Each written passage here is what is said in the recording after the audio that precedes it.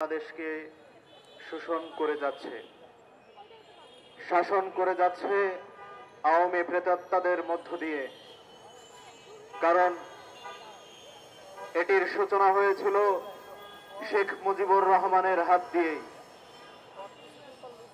একটি তথ্য আমি আপনাদেরকে দিতে চাই। বাংলাদেশে শুধু ট্রানজেকশনের জন্য ভারত 17 বার চুক্তি করেছে।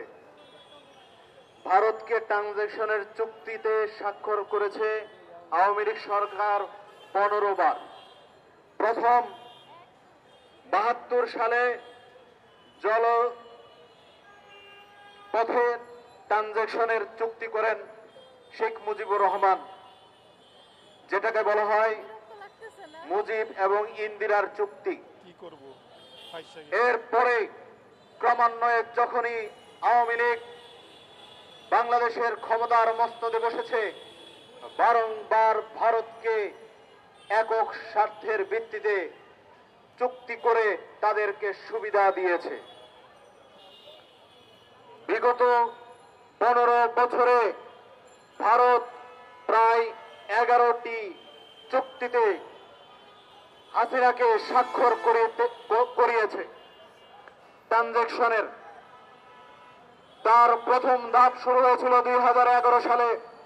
এরপর 2014, 15, 16, 17 ধারাবাহিকভাবে শেখ হাসিনার হাত দিয়ে ভারত একক আধিপত্য খাটানোর জন্য বাংলাদেশ থেকে টোটাল 17 বার ট্রানজেকশনের চুক্তিতে স্বাক্ষর করিয়েছে।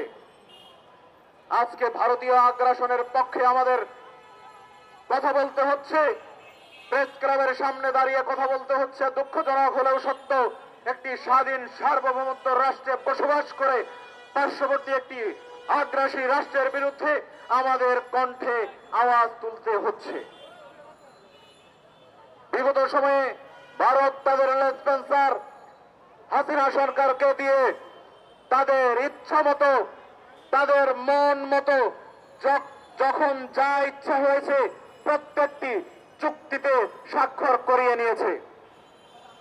তারই একটি নমুনা হিসেবে আপনারা জানেন, ফেনীতে ইকোনমিক জোন একটি ভারত নিয়েছে। সেই ইকোনমিক জোন বাংলাদেশের জন্য, সার্বভৌমত্বের জন্য, স্বাধীনতার জন্য হুমকি স্বরূপ। ভারতকে ইকোনমিক জোন দেওয়া আর শত্রুকে দাওয়াত করে বাড়িতে খাওয়ানো এক। বিগত সময়ে ভারত বাংলাদেশের কোনো ভালো চায়নি। ভারত যদি ভালো চাইতো, বাংলাদেশের 52টি নদীর সাথে, 54টি নদীর সাথে ভারতের সম্পর্ক, কিন্তু ভারত প্রত্যেকটি নদীতে তাদের প্রায় 500টির উপরে বাঁধ বসিয়ে রেখেছে। বাংলাদেশ একটি কৃষি প্রধান দেশ। এদেশের মানুষ কৃষির উপর নির্ভরশীল।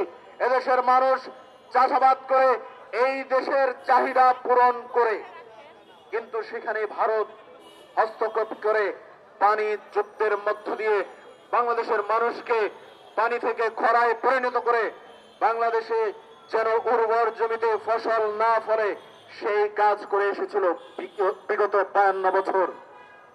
তাই ভারতকে হুঁশিয়ারি করে বলতে চাই, আপনি যে নীল নকশা এঁকেছেন, ইকোনমিক জোন নেওয়ার চেষ্টা করছেন এবং সেটি যে চুক্তিটি হয়েছে, আমি এই সরকারকে বলছি অবিলম্বে ভারতের সাথে যতগুলো অবৈধ চুক্তি হয়েছে প্রত্যেকটি চুক্তি বাতিল করতে হবে।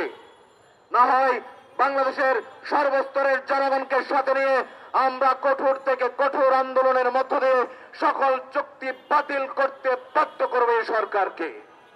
সর্বশেষ একটি কথা বলে যাই, ভারত যতই তাল বাহানা করুক, কোন তাল বাহানা কাজে আসবে না, কোন তাল বাহানা কাজে আসবে না।